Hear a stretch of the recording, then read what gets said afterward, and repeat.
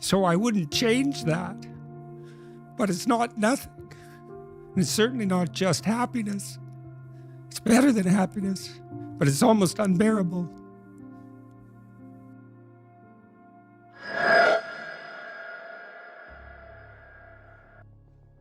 So when I was doing my clinical work, which I did a lot of career work with my clients, both at a beginner level, I would say, like really a beginner level, with people who had no employment whatsoever, no history of employment, who were undereducated and who lacked every skill you could possibly imagine. So these were people who were really in dire straits, up to people who were operating at the top of their profession, but who could still strategize forward. And so, for example, let's say you're at a dead end in your job. Okay, so I don't find my work meaningful. All right, so that's a problem statement. It's like, well, why not? I find the work I do repetitive and boring and without spirit. I have a bad relationship or a neutral relationship with my boss who doesn't know who I am. I have problems with coworkers. All of that needs to be differentiated, right, and analyzed in detail. So we might say, for example, let's say you believe that you're undervalued at work, and maybe you are.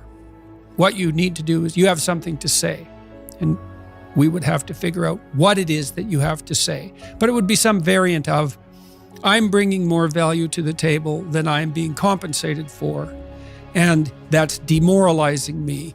And it's also not good for you being my boss, because if I'm actually more valuable than is being recognized, then the fact that you're not valuing me properly means that I will become demoralized, I won't work properly, and you won't get the best out of me. So it's bad for both of us. And if your boss is in principle not amenable to such a discussion, then what you should seriously consider doing is finding another job. Okay, so let's say we're going to set you up for this. Okay, this isn't like next week's enterprise, man. This is your life. So the first thing I would ask is, well, do you have your resume or CV in order? Well, I haven't typed it up for 3 years. Well, what do you think about bringing it up? Well, I'm pretty nervous about that because there's some holes in it, and I didn't do so well in college, and I'm kind of embarrassed about my resume. It's like, okay, bring it in. Let's go through it. Let's at least update it. Let's look where the holes are. Let's look at where the inadequacies are as far as you're concerned, right? This isn't my judgment, it's your judgment. Let's walk through those judgments and see if they're warranted, because maybe you're just too guilty and ashamed and self-conscious and anxious, and you're looking at your resume more critically than someone else would. And maybe there's some holes that you need to rectify. You were 2 courses away from your BA and you dropped out or something like that.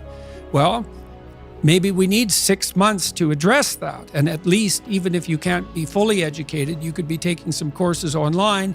And so when you went to a new job interview and they said, what about this hole? You'd say, well, I came to terms with that 6 months ago, and in an effort to rectify it, I'm taking the following courses, and here's my plan for completion. That's a really good answer. And anyone with any sense who's interviewing will accept that as an indication that although you're not perfect, and who is, that you have a good plan and that you've thought it through. Like, that's the kind of answer that in all likelihood will cement your candidacy for the position. Okay, so now you're going to go to your boss. Well, you have to have your CV and your resume in order, and you have to be able to stand on it solidly, and which at least means that you're prepared to address the inadequacies in a credible, realistic, believable, and truthful manner. All right, now what you do is apply for like 10 jobs. You don't have to take them, but maybe you have to go to an interview or 2 or 3 or 4, and maybe there's a bunch of opportunities out there for you that you didn't even know about. And maybe someone offers you a job. And so now you can go to your boss and say, here's the situation I'm in here at work. Here's my evaluation of the problems in relationship to me. Here's what I could do for you if you gave me a 40% raise and the opportunity to progress, but I'd like to see a plan for that. And I've been looking for other opportunities before conducting this discussion, and I have some. Well, then, if your boss treats you with contempt at that point and doesn't listen, then perhaps he or she is a little more narcissistic than might be optimal, and it's time to find a new job.